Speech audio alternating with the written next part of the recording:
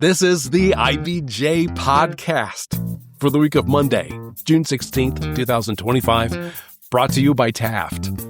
I'm your host, Mason King. Welcome back to the podcast, everybody.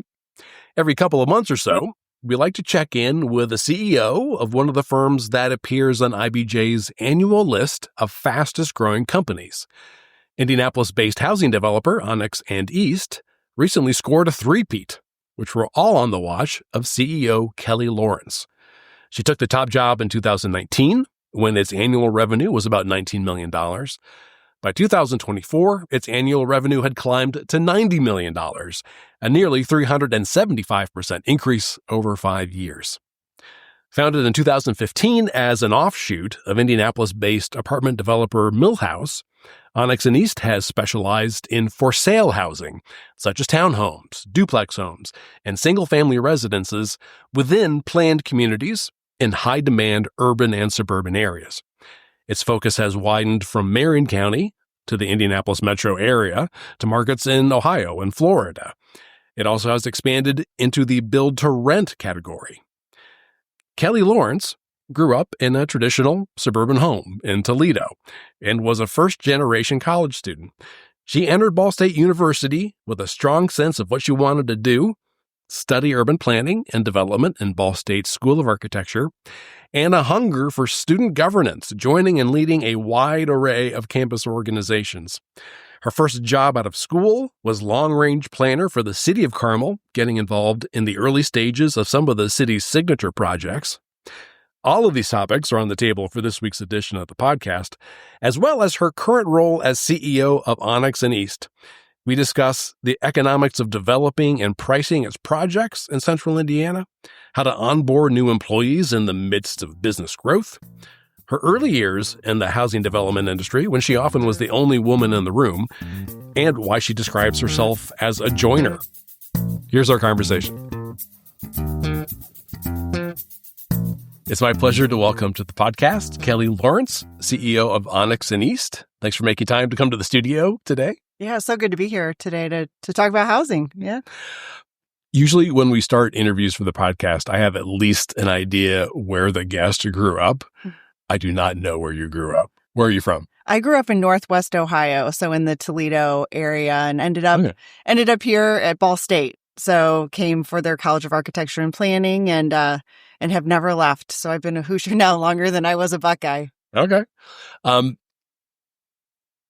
This is a crazy question, but in terms of architectural style, what kind of home did you grow up in? I grew up in a very traditional suburban home, very unlike what Onyx East does, interestingly enough. It was, one of the early suburban homes in a growing outskirt area of Toledo. It was rural-ish. And so I'm not really sure how I've transitioned my career to be really urban and infill focused. I think even though we lived in that location, I think it was because of affordability, which is often how people end up, in outlying areas. In my parents, we always traveled to cities and things of that nature. So very traditional. What did your parents do?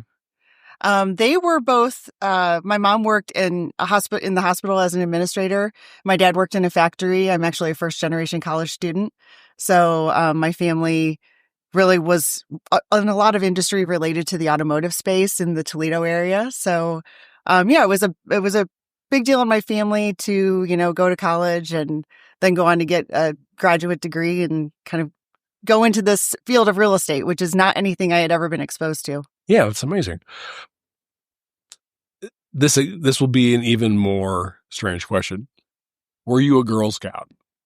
I was a Girl Scout. I never made it to the high ranks of Girl Scouting, but I did do it in my early elementary years. I the camping, kind of that part of it, is not my cup of tea. More of the building and crafting activity stuff was more my jam. But I did do that for a few years.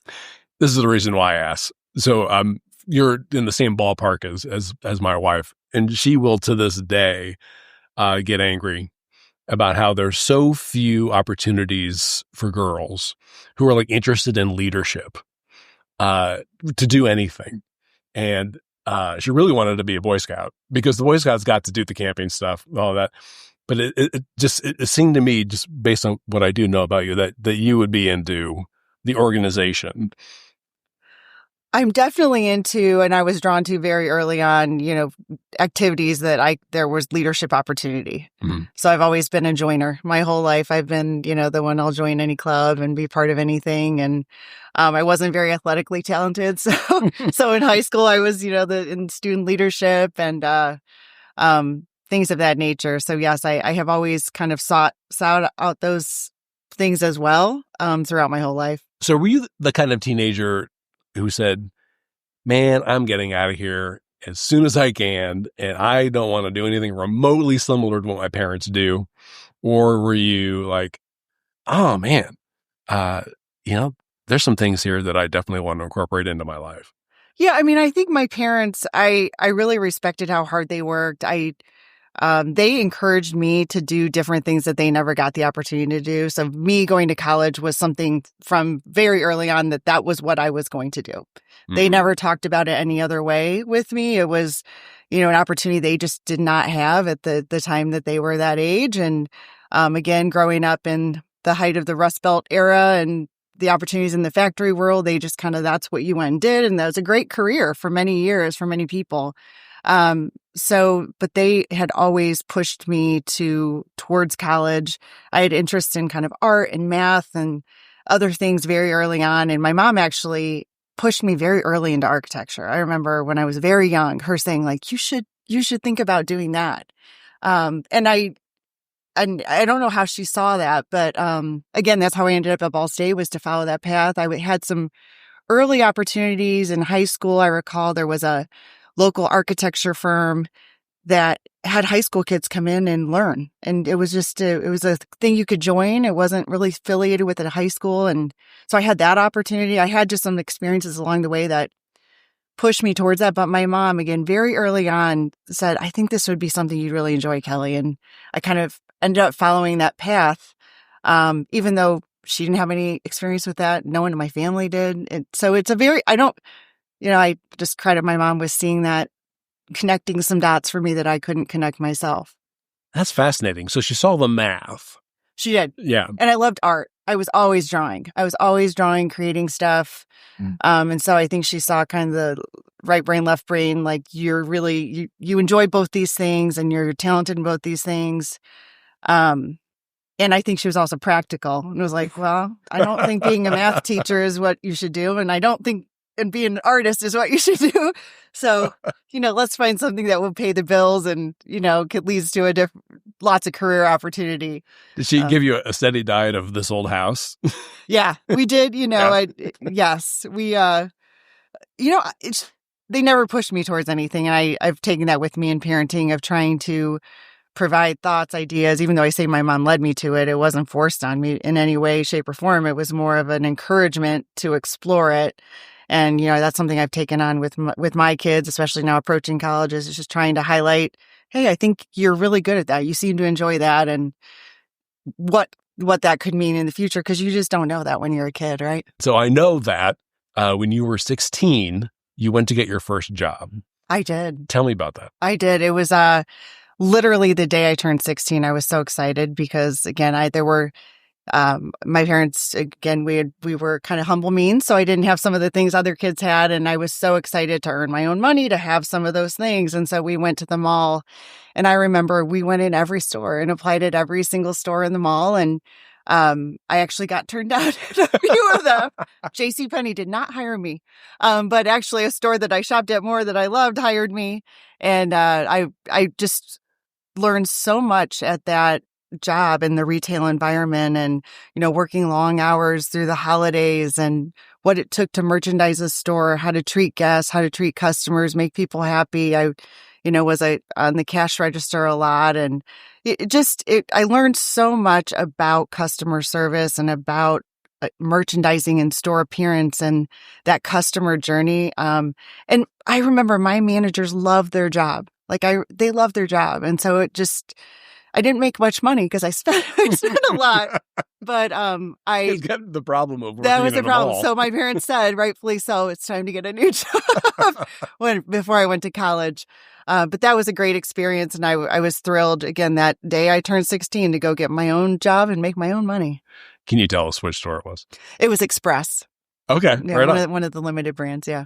Okay, great. And there was something in particular, reaching back to architecture, that you were fascinated by the design. I've always loved design, and I still do to the day. To this day, I love to dabble in it. I love to help my friends who need assistance with their home projects. I've always been intrigued by spaces, and some of it's exterior, but really interior. I love how people use space, how they interact with the space, what makes people happy. We think about that. I think to this day, as we're designing our homes, myself and there's others on my team that feel equally as passionate about it, but we are always thinking, down to the by the foot detail of how people are using spaces. And so it's been fun to be able to carry that with me in my career. Okay. So time comes to apply to schools. Ball State's close. And so did you know what you wanted to do? I knew I wanted a College of Architecture and Planning, which does limit your college choices quite a bit. I had applied all over the country. And I love Ball State. I felt at home from day one. It had a great architecture program. And so I was so thrilled to get the opportunity to go there. I didn't know a soul when I went to Ball State. I think now there's more people from Ohio going to Ball State, but at the time I went, from my sphere of people, I didn't know a soul. And I felt at home, the minute I stepped on campus, and I never looked back. And so did you immediately know, okay, I'm getting my bachelor's in, help me out here, urban planning and development? Yes. With a concentration or a major in economics? I got a second degree in economics. Okay. What did you think you were going to do with that? I didn't really know, to be honest. So when I went to Ball State, it's great. You get to choose between architecture, landscape architecture, planning. So that's how I ended up urban planning. And then I just loved my business classes. I thought I was going to be, and this is where my first professional career job was in city planning. Because that was what most people did when you got out of school, is you got a job in city planning. Oh, I didn't know that was common. That's it was very common, at least at that time.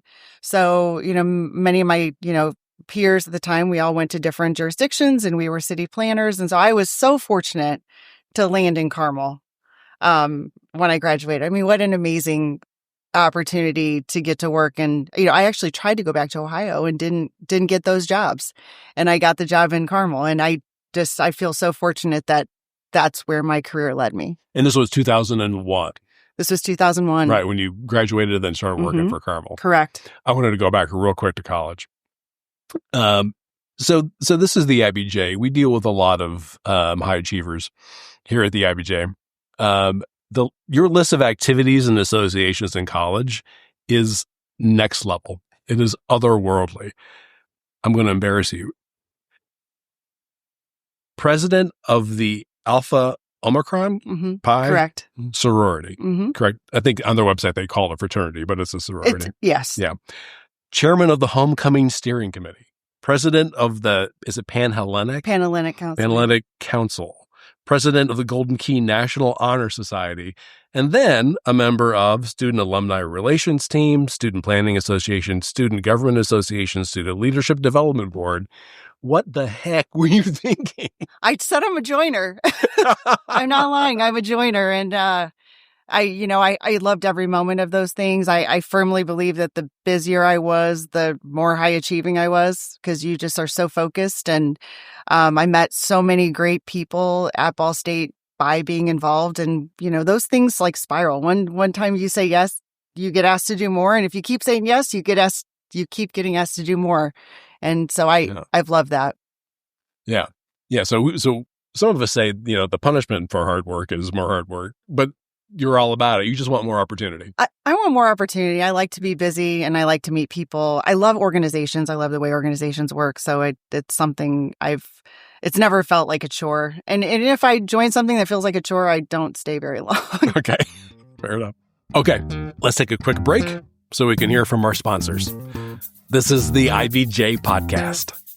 Taft, today's modern law firm. With more than 800 attorneys in 8 primary Midwest markets and the District of Columbia, we provide solutions to the business issues facing middle market and emerging companies alike. We do this through a highly collaborative and inclusive team approach. Taft, the modern law firm. To learn more, visit taftlaw.com. All right, we're back with this week's edition of the IBJ Podcast and my conversation with Kelli Lawrence about managing the growth of Indy-based housing developer Onyx East. And so when you went to work for Carmel, what specifically was the position? I was the long-range planner. Okay. For Carmel. And what is that person? So I got to work on really cool stuff that now we see today and is part of what makes Carmel great. And again, I worked on it. It was implementing the mayor's vision at the time, but getting to work on the roundabout plan before there were roundabouts, getting to work on the redevelopment areas. So just as, City Hall was a fairly new building when I started, the whole Civic Center complex was pretty new. The Old Town hadn't been redeveloped. I got to work on the Old Meridian corridor. I got to work on some of the annexation, from East and West Carmel. So I just got to work on these big picture things that were happening that were kind of outside of the day-to-day subdivision approvals. Mm-hmm. Interesting. So these were things that would be coming down the pike later, but you're one of the first people to touch the idea. Correct. Yeah. So I would be working with, some of the neighborhood groups and obviously with the mayor and some of the consultants that were on board, to help put together the plans and that supported some of those items as they were happening. Mm-hmm. I hate to bring up the roundabout thing because everybody likes to kvetch about the roundabout thing, but did you foresee something at that scale at the time? I recall seeing the first plan where roundabouts were there, and I didn't believe it. It's like, wow, this is a lot of roundabouts, and I don't, no one had seen them before. No one knew how they worked. But we were building lots of new roads at that time. So it was a great opportunity. If you have a big vision about what your infrastructure should be like, and you're about to build a lot of new infrastructure, there's the time. So I love them personally. I love not having to stop. And so I think it's fantastic. But yes, as a 21-year-old, working on some of these things that I really had no personal experience with, it's amazing to see how it all largely got implemented over time. One of the neat things about starting your career in journalism is that usually, work for like a small town paper. Mm-hmm. And at least in my experience, someone who was covering real estate, you really kind of develop like a sense of ownership of for the community. I mean, did you feel like you were getting that? Absolutely. I mean, you take a lot of pride in, I take a lot of pride in the things. I had just a small hand in these things, right? But I can say that I was able to have some input into them. I was able to help process. And I feel that way about what I did there and everything in my career. I think one of the really cool things about real estate, too, is that you get to see what you do physically. You get to experience it. You get to tell people about it and show people, and people live in what you build. And so it's such a gratifying career in that regard, despite how challenging it can be. But it's really cool, to see what you do come to life. And because a lot of times, especially, city planning is a career where often you work on things that never happen. Yeah. Because it's hard. It's really hard to make big things like that happen. And so I'm so fortunate that that's where my career took me, because I probably wouldn't have become a developer if I hadn't had that experience. Mm-hmm. And you stayed for about 2.5 years. Correct. And then left. I did. What was the idea? So I left. I think I felt like the public sector was not where I was called to be at that time in my life. And I enjoyed it. Again, it was a fantastic experience, but I was like, I think I wanted to pursue my MBA. I didn't really know where I was going to go, frankly. I didn't think about development at that time. I thought actually about marketing was and I think back to my retail experience, frankly, and I really enjoyed that. And I loved the product side of the world and thinking about that creative stuff that goes around that. And so I left to pursue my MBA, and then was very fortunate to get a call from some developers I had worked with at the city of Carmel who were starting a new company, and said, hey, would you like to be part of this new company we're starting and become a developer? So and I said, yes. I said, are you sure? I'm a city planner. I don't know. My family didn't know anything about development. I didn't grow up in a real estate household. Like I just didn't have any experience with it. And I said yes. And it was one of the best yeses I've ever said, because it just really has led to a really fulfilling career. And then what did you latch on to eventually in home development? What was the thing that really sealed it for you? So I think what it was is, even though, again, what I was working at Carmel did happen over many years, I think it was just the really, you could see the fruit of your labor very quickly. I could see it in the customers that we were building homes for. I could see it in the construction day to day. It was the working with such a variety of professionals solving problems every day. And I love that. I love the people puzzle and how you make things happen. And I think that's why I like being a volunteer in different organizations too. It's that same dynamic of working with lots of different people with lots of different skill sets to create really good outcomes. And so that part of development was fun from day one. And then did you essentially stay with that group really before you went to Onyx and East?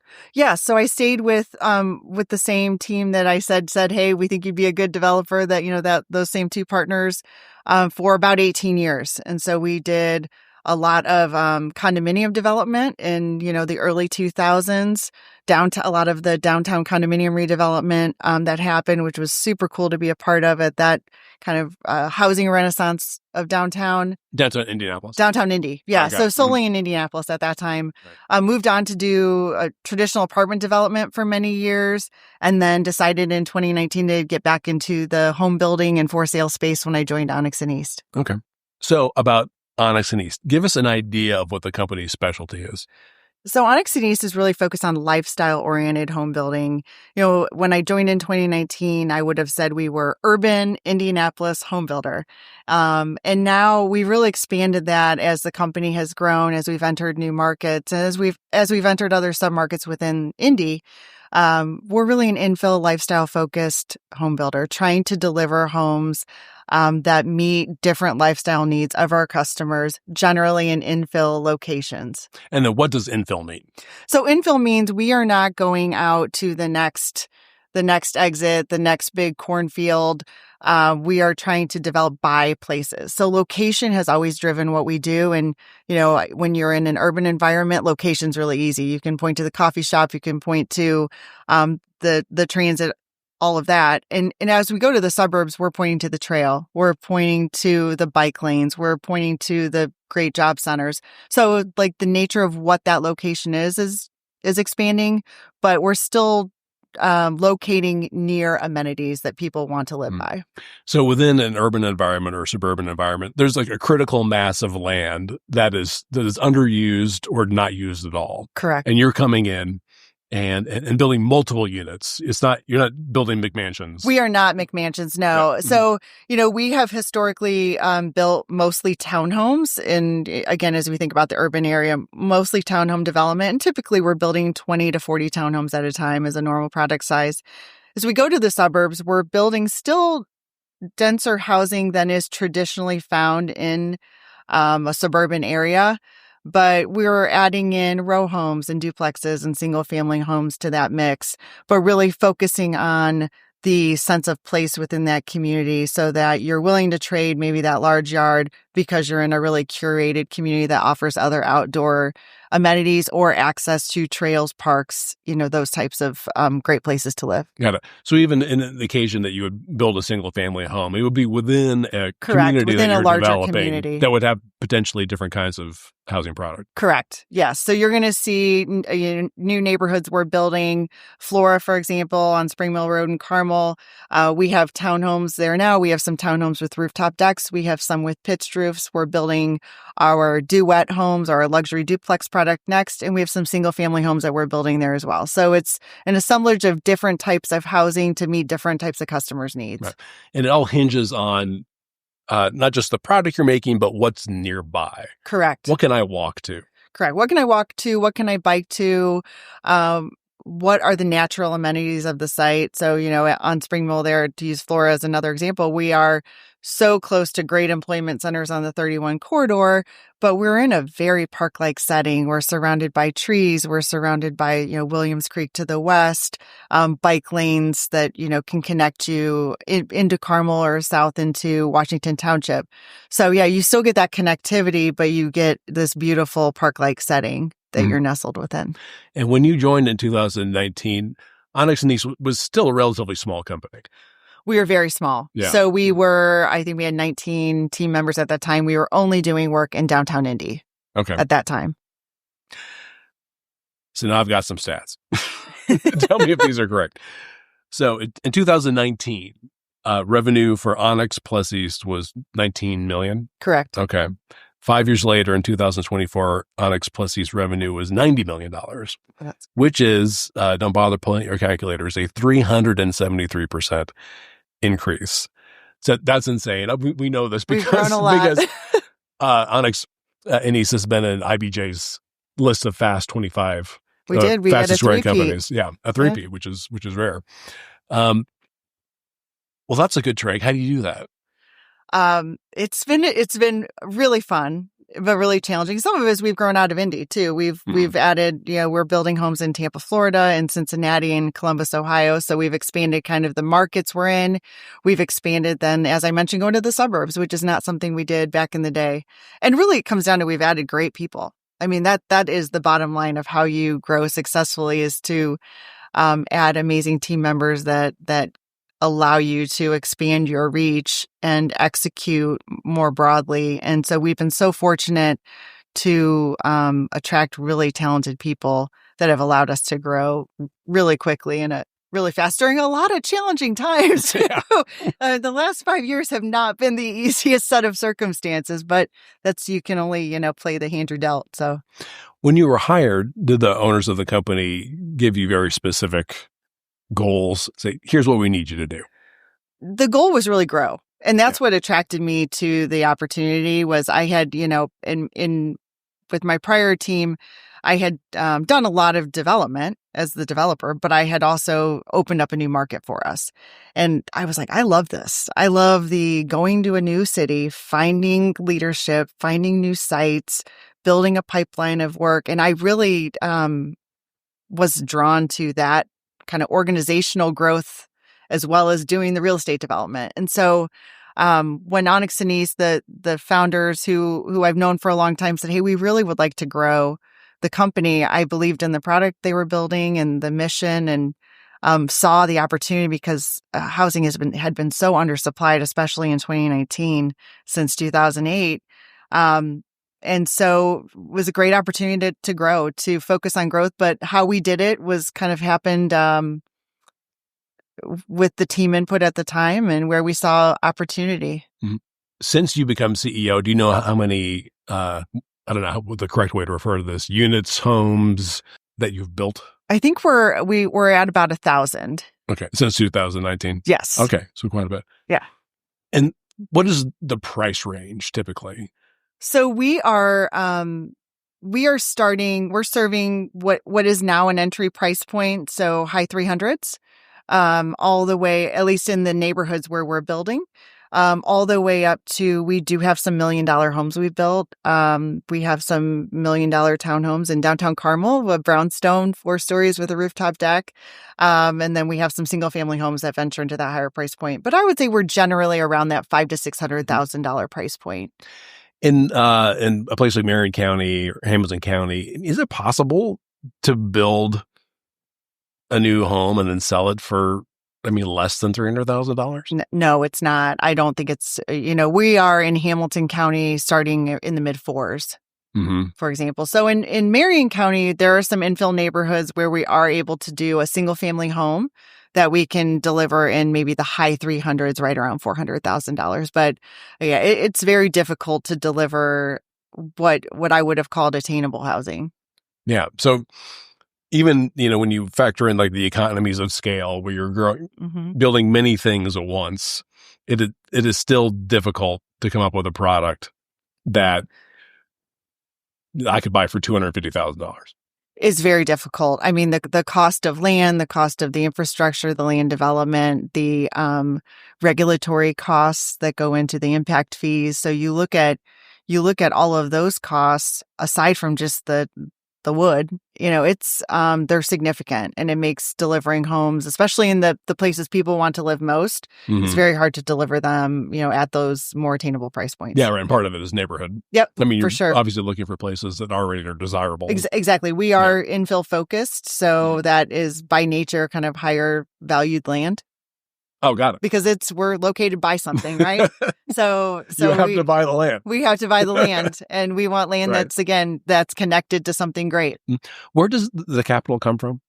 So we have a variety of capital sources. We've had some private investors in the company. We've worked with institutional groups. So we have done private family offices. So again, it's been a variety of capital sources. So you mentioned.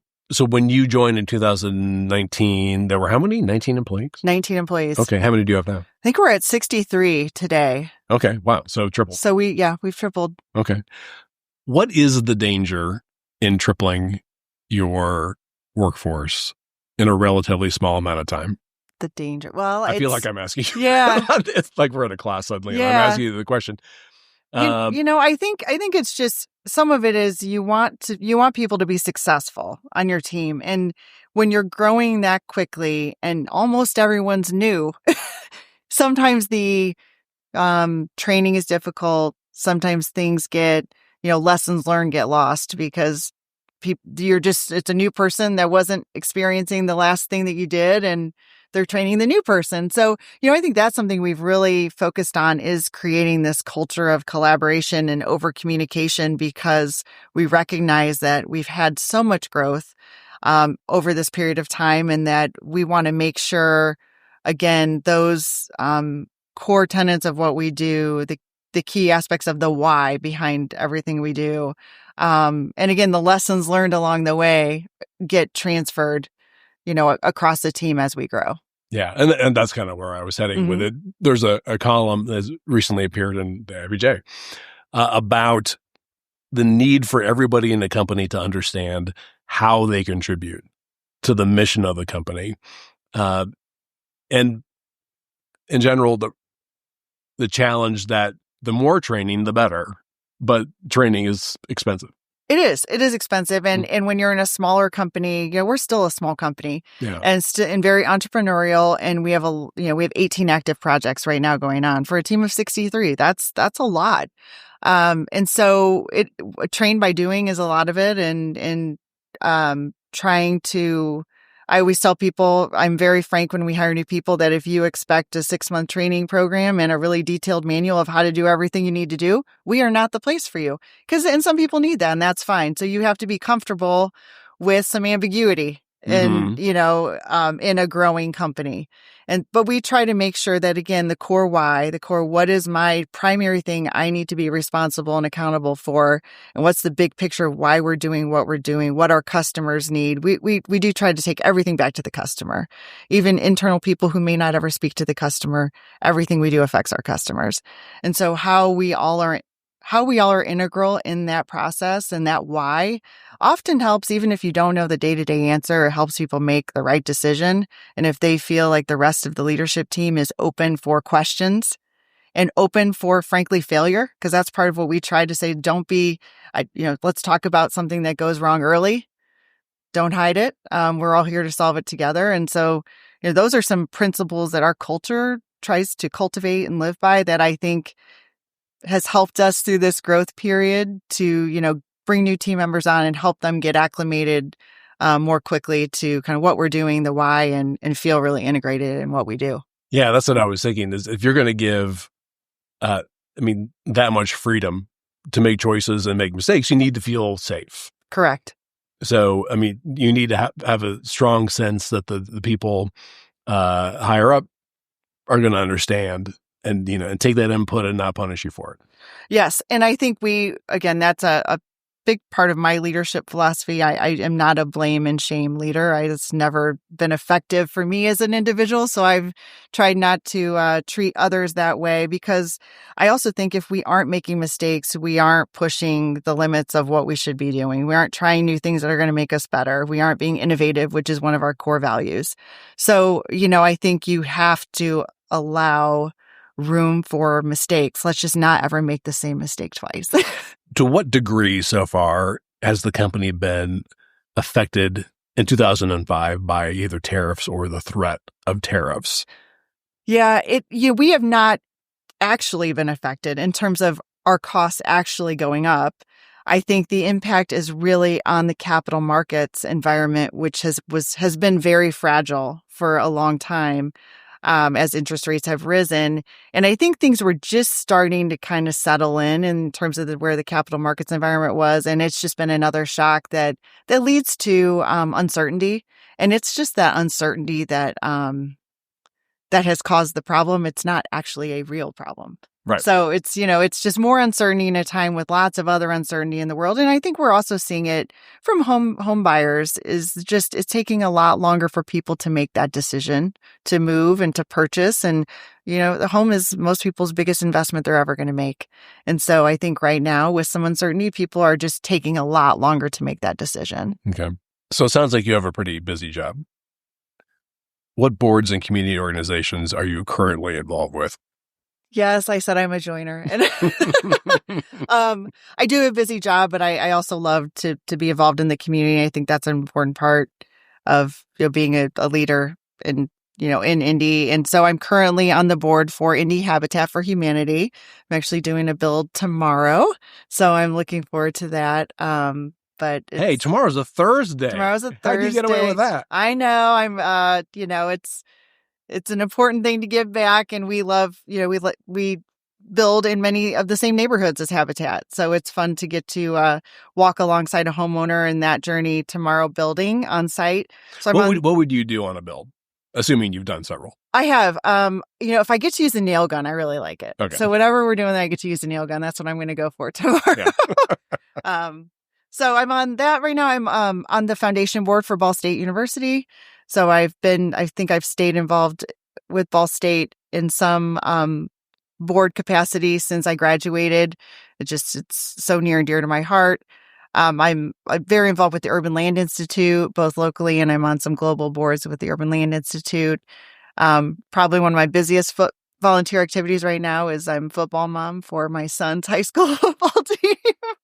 So I'm doing a lot of fun stuff, as a parent volunteer. And then I'm involved with Bishop Chatard High School too. Okay, so you are an official. I am football mom. I am the official football. The official. Well, what? I have a co-mom. Yes, but I am. Okay. Yes.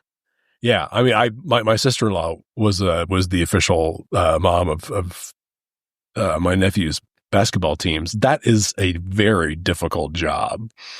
It is, but it's fun. I have a great teammate doing it with me, another mom, and a huge supportive community. I mean, that's why it's so fun, because there's such a great tradition with the school and with the parents. So it's fun to get to be part of it, and with my kids. You have two sons who are at Bishop Chatard. Are they both in football? One's more focused on basketball. Right on. Good for him. So I'm sure that this comes up in your life. I'm terrible at time management. Tell me something that I can do to better organize my time or squeeze more productivity out of my time. Again, I feel like the busier I am, the better I manage my time. So you should join. You should join more. Be a joiner. I get more productive the more productive I get. Right. Exactly. If I start till I relax, everything falls apart. Me too. So that's why I love to stay busy. I do have some routines. I have kind of a morning workout routine that I think starts my day off well. I do a little journaling in the morning that I do set some daily priorities. It's a very short journal. I'm not a long journaler, but I found that's a good time management habit to just prioritize my day, to take a look ahead. I do say no to some things. So, you do have to learn to say no when just life doesn't allow. But, again, I have found being busy makes me more productive. Is it fair to say that the business of home development is still mostly populated by men? Very fair. Okay. Yes, there's, I think home building and just development in general, very heavily male-dominated fields, and it's getting better. It's a lot better than it was when I was starting out my career, and I would go to many events where I was the only woman. It's not that case today, although I would still love to see more women on the building and development side of the business. I think that women bring some unique perspectives to that business. So I'm excited to see more women interested in it, but we need more. Okay. Has it been a hindrance? Was it a hindrance early in your career to be that one woman in the room? I think early on, probably. I say probably in that I had to prove myself more. It didn't stop me. It was not a hindrance in that it kept me from doing something. I was very fortunate, though. I worked with, and they were mostly men, who promoted me, who, let me be the leader in the room, who let me be the lead on a deal, who, had me be the one talking to our capital partners. And, so I think I was very fortunate to work alongside business partners who did not see that, who were proud that they had a woman business partner, and, made sure other people saw me in the capacity that I was in our firm. So I think once you lean, and then I got comfortable leaning into that. And there's value to being different and to being the one that looks different in the room. And once you kind of become comfortable with that and more confident in that, I think it ended up being actually a powerful tool. The more mature I got in my career and the understanding of it, and just more confident in what I do. But yeah, it was tough. It was tough early on to to have that confidence walking into a room when you feel like you don't belong. Do you feel like it is still useful to be a mentor for younger women? And definitely, it's something I'm really passionate about, is talking with young people in general, but young women especially, who have an interest in home building development, just leadership. I love to be able to share, my story and my experiences, or, give some pep talks, about leaning into it a little bit more. And so I really feel like, especially, entering this stage of my career, that ability to be a mentor to others is something I feel really strongly about. I hope I get to do more of it. Okay. So as we look ahead the next, let's say 3 years, what's coming up immediately and what's coming up in 3 years? Sure. Yeah, we have some really exciting expansion, as I mentioned, into some suburban areas. We're under construction right now, just south of downtown Fishers in the Nickel Plate district, right along the trail.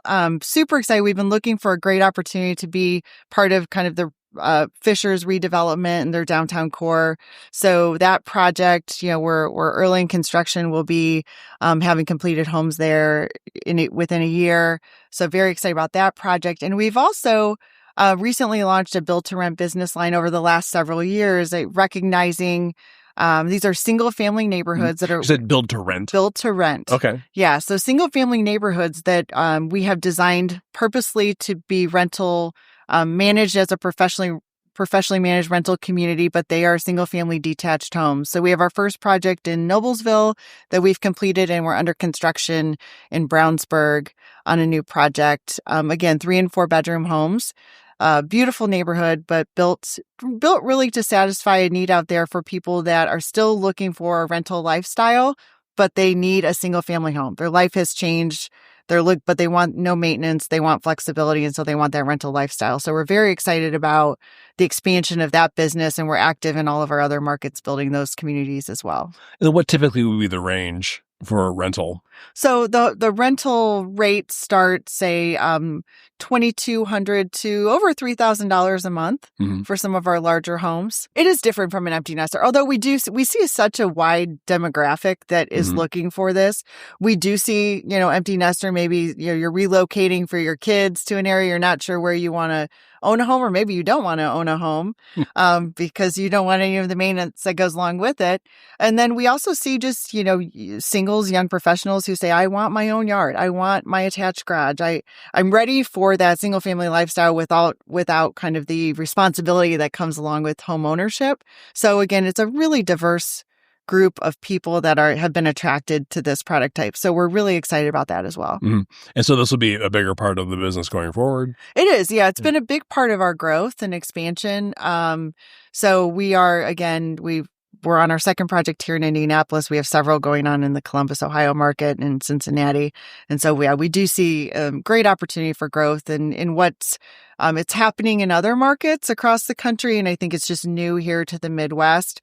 But as you look at affordability challenges, as some demographic shifts, I think it's going to be an important asset class and housing type for the future. Well, I know you're busy. So I will let you get on with your day. But thanks for sharing so much with me. This has really been fascinating. Yeah, I really enjoyed it. Thank you so much.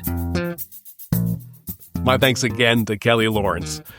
And folks, before you get on with the rest of your week, there are a few stories and features in the latest issue of IBJ I want to draw to your attention. First up, Purdue University's long-term master plan for its downtown Indianapolis extension calls for 28 acres of campus that can serve 15,000 students. IBJ's Mickey Shuey shares the vision for high-density development that will rely on tall buildings to meet its big aspirations. Also in this week's issue, Daniel Lee reports on the startup Syndio Biosciences that's bringing $90 million in venture backing to its mission to treat mental health and cognitive conditions. And IBJ unveils this year's Corporate 100, our authoritative list of the largest public and private companies in the state. Again, you can find these in the latest print edition of IBJ or online at IBJ.com. I will say, it's quite a bit easier to access all of the latest business news and all of IBJ's data on Central Indiana's business, community, and economy if you're a subscriber. We're running a promotion right now that gives you complete access for $1 per week for 3 months. Just to get a sense of how valuable and original our content is, just go to IBJ.com and click on the subscribe button. And thanks again for making time this week for the IBJ Podcast. I'm Mason King. Hang in there, everybody. We'll be back again next week.